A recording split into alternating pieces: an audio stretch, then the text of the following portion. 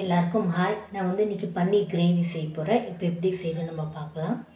1/2 teaspoon சீரகம் சேர்க்குறேன், 1/2 teaspoon சோம்பு சேர்க்குறேன், 1/2 டீஸ்பூன் மிளகு சேர்க்குறேன்,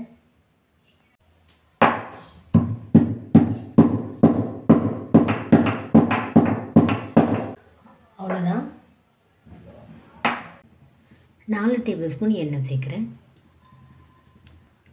2 ஏலக்காய் சேர்க்குறேன், கொஞ்சமாக பட்டை சேர்க்குறேன், 2 லவங்கம் சேர்க்குறேன், 1 பிரியாணி இலை சேர்க்குறேன்,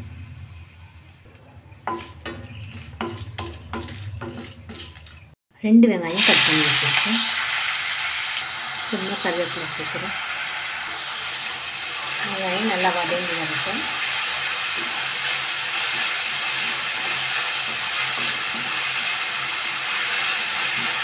ரெண்டு டீஸ்பூன் இஞ்சி பூண்டு பேஸ்ட் சேர்க்குறேன்,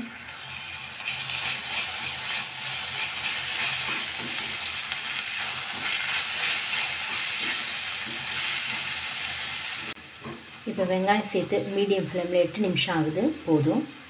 2 டீஸ்பூன் மிளகாய்த்தூள் சேர்க்குறேன், 1 டேபிள் ஸ்பூன் தனியாத்தூள், 1/2 டீஸ்பூன் கரம் மசாலா சேர்க்குறேன், 1/4 டீஸ்பூன் மஞ்சள் தூள் சேர்க்குறேன். ஒரு வாட்டி மிக்ஸ் பண்ணிவிட்டேன். அனல் சிம்மில் தான் வச்சுருக்கேன்.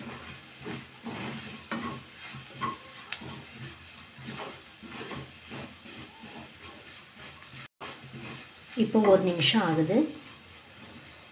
2 தக்காளி அரைச்சி வச்சுருக்கேன், சேர்த்துக்கிறேன். தேவையான அளவு உப்பு சேர்த்துடலாம்.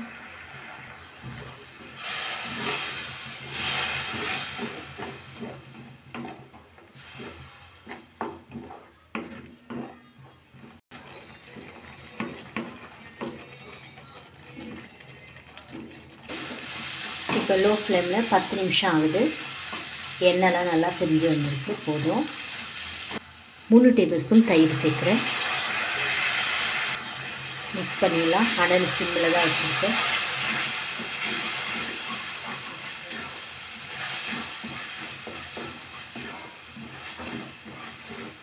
இதில் தண்ணி சேர்க்குறேன்.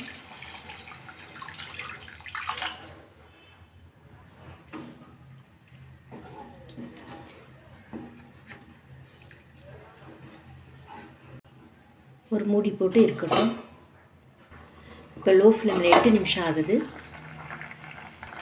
இடித்து வச்சு அந்த பவுடர் சேர்த்துக்கலாம். மிளகு, சீரகம், சோம்பு.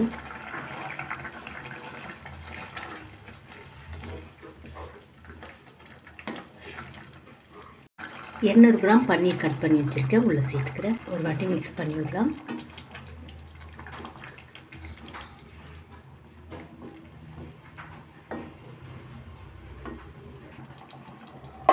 இருக்கட்டும். இப்போ லோ ஃப்ளேமில் 5 நிமிஷம் ஆகுது. கொஞ்சமாக கொத்தமல்லி கட் பண்ணி வச்சுட்டு உள்ளே சேர்த்துறேன்.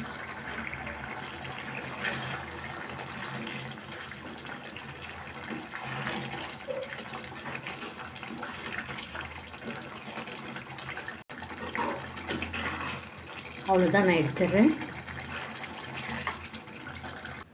அவ்வளோதான். இந்த வீடியோ உங்களுக்கு பிடிச்சா லைக் பண்ணுங்கள், கமெண்ட் பண்ணுங்கள், சப்ஸ்கிரைப் பண்ணுங்கள். தேங்க்யூ.